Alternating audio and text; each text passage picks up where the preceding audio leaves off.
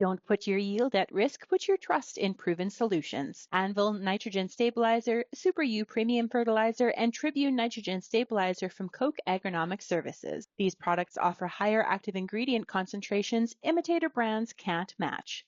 See the difference at defendyourn.ca.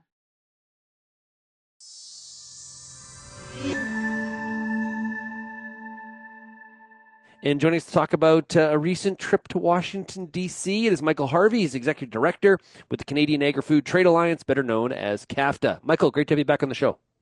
Thanks for having me again, Sean. Okay, who is all on the trip to Washington, D.C.?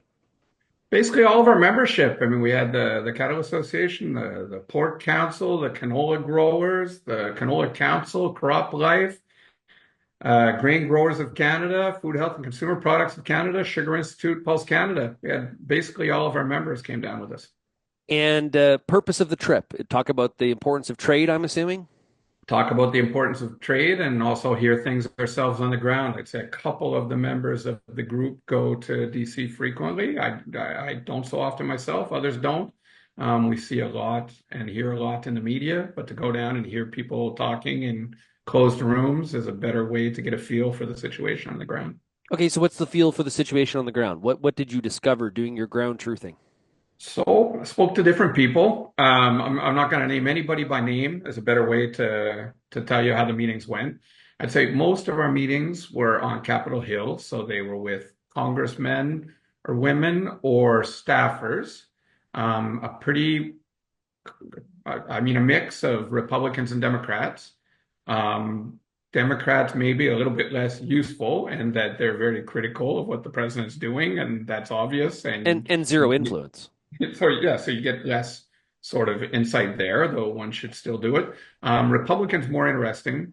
I'd say in general, Republicans, both congressmen and staffers, indicated to us that they were strongly supportive of the president. But on the specific question of tariffs, they kept using the phrase that they were giving the president some runway, which I took as a not very committal type of support of the president. I think one of the big questions is, okay, so that I think it's a reasonable metaphor. How long's the runway? Is this a runway for a 172 Cessna, or is this a runway for, a Dreamliner?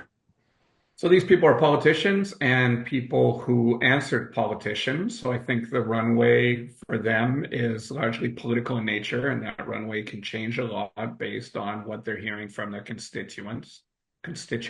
Yep. How nervous they're getting about things like midterms, things like elections in 4 years. I mean, these people live in permanent campaigns to a certain extent, and they're constantly recalculating these things. But I think they're also calculating the influence the president has over their careers. Of course, it's a pretty disciplined group, and people who disagree with the president publicly have been known to pay a price for that, and that's part of the calculation, right? Did you get a sense, Michael, how Canada is viewed versus the rest of the global population? I sort of thought on April 2nd, when we saw, the president roll out his poster boards, the reciprocal tariffs that he has since given a 90-day reprieve on, that Canada and Mexico were sort of pushed to the side. It was, we're going to deal with these other countries maybe first or in a different way. What's your read on those events?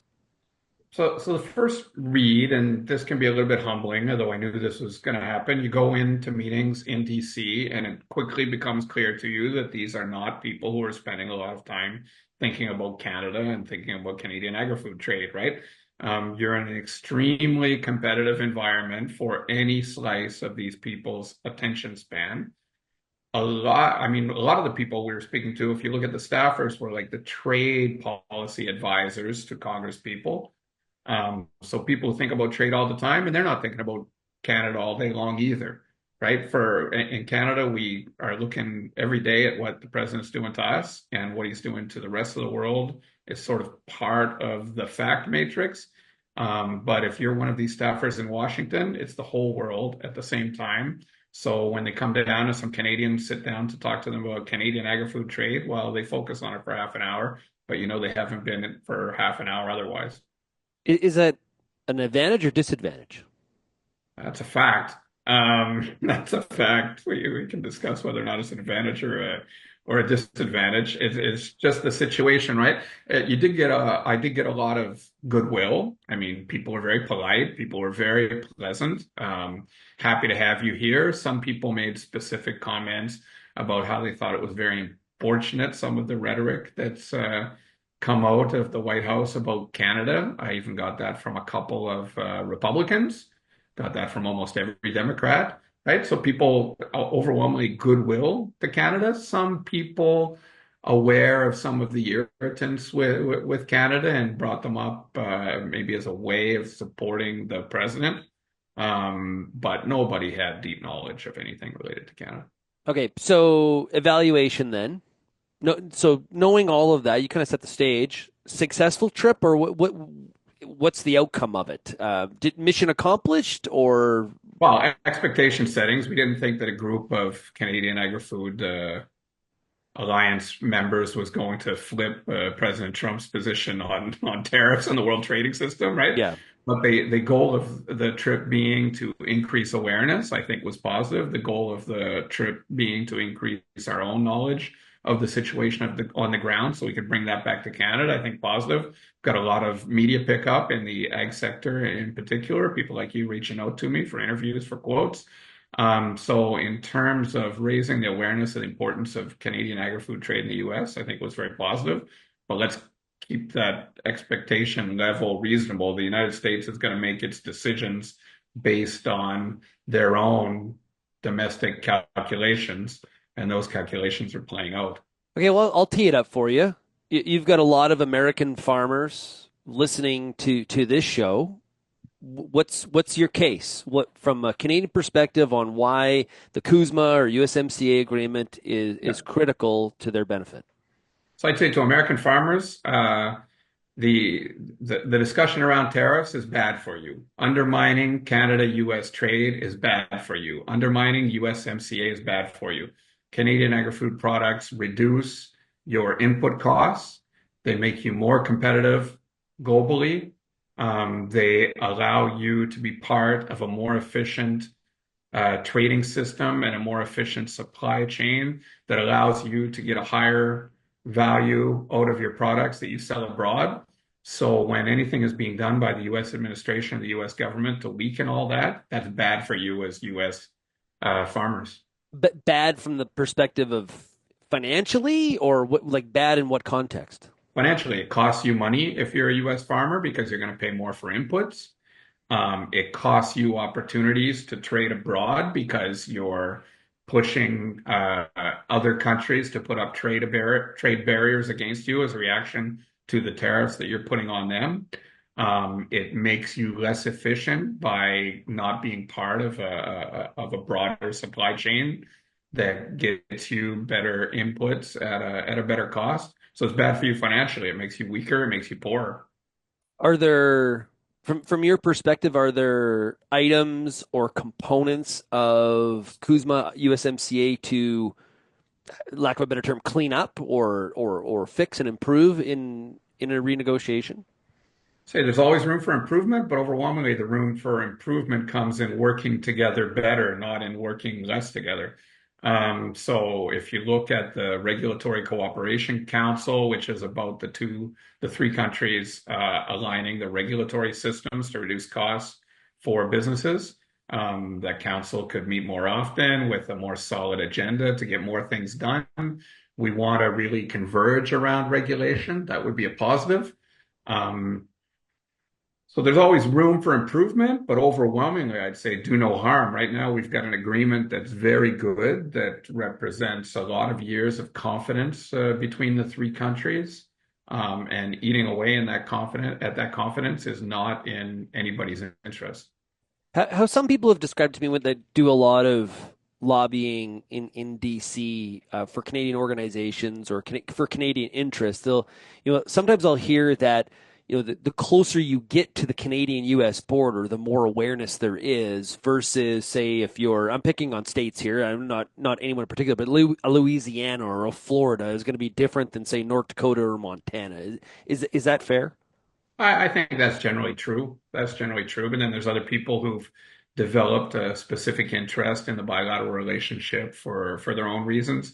I mean, Canada's a big trading partner for all the states, Yeah. not just the ones on the border, but obviously people on the border, they'll tell you often, oh, you're Canadian, and they'll start with a personal story. There were a couple of meetings we had where they started talking about Winnipeg Jets games because they were from North Dakota, that sort of thing. So obviously that kind of personal connection puts things in the right, how can I say, just in the right sort of emotional state, right? Yeah. So is this something that CAFTA in the membership intend to do on a more regular basis, or is this kind of a one and done sort of kind of trip? I think all of us are going to go to Washington more often than we have. We all have bandwidth issues. We're organizations that generally focus on our work in Canada. But it's quite clear right now that the risks involved in our relationship with the United States are such that we're all pivoting, to use one of the words that everyone loves nowadays. We're pivoting to do more work on Washington right now as this political risk plays out. Have we, based on what you're hearing from your members, has there been any, are we seeing actual deterrent of trade flows, like tariffs on, tariffs off? Obviously, there's tariffs on when it comes to the auto sector, but for any, for goods that are USMCA compliant, they're, business as usual. So, have we seen a restriction of trade flows at all, even with that situation being true? So early days, I mean, trade flows aren't normally measured on a daily sort of basis. There are all kinds of analysts out there who are studying how ships are getting loaded up and where they're offloading and this and that. But I haven't seen much in the way of solid data. If you look at things like Canadians' trips to the United States, you're seeing big movement in the numbers really quickly. Things like goods, it'll play out over a longer period of time. What I would say is if you're the type of person who manages political risk, that's gone way up, right? And I think when you look at how the stock market has gyrated with a general downward slope, that's an expression of overall confidence in the economy. And it's quite obvious that the investors in the stock market think that the future returns of big American companies are lower now than they were a couple months ago, right? So that sort of thing, that doesn't play out over 24 hours. We'll see over the coming months, but things will play out. What also remember, you know what? He's only been in power for a little while, and the tariffs are on pause, on pause, on pause. It's a little bit hard to follow. So, like, the facts haven't played out that much yet. There's a lot more noise than fact in most sectors, especially in agri-food, where USMCA compliant goods have not been affected by the tariffs. So this is going to be a medium and long-term play to a large extent. Yeah, and you got some insight because you heard Bob Lighthizer, former USTR, speak in Toronto as well. Bob Lighthizer is an interesting person. His book, which is very cheap on Amazon, for somebody who wants to read it, gives you a pretty good insight into sort of the intellectual underpinnings of a strategy to relocate manufacturing to the United States, from the perspective of somebody who thinks that the global trading system has been very harmful to U.S. manufacturing. I don't agree with much of the man's thesis, but you have to give him credit for pushing his thesis when probably 98, 99% of economists would disagree with what he's pushing. I'd also think you can overestimate sometimes how important the intellectual underpinnings of the strategy are in the president's decision-making on a daily basis, which doesn't always look super strategic from the outside. Generally doesn't look super strategic and doesn't look like he really sticks to his decisions a lot of the time. So it's hard to say, but Bob Lighthizer does make a theory for the case, which though I don't agree with it, I think it's insightful to listen to it. We've been talking to Michael Harvey, he's Executive Director with the Canadian Agri-Food Trade Alliance, CAFTA, better known as, that represents all the exportable ag commodities in Canada. Michael, thanks a lot for joining us here today. Appreciate it. Thanks for having me.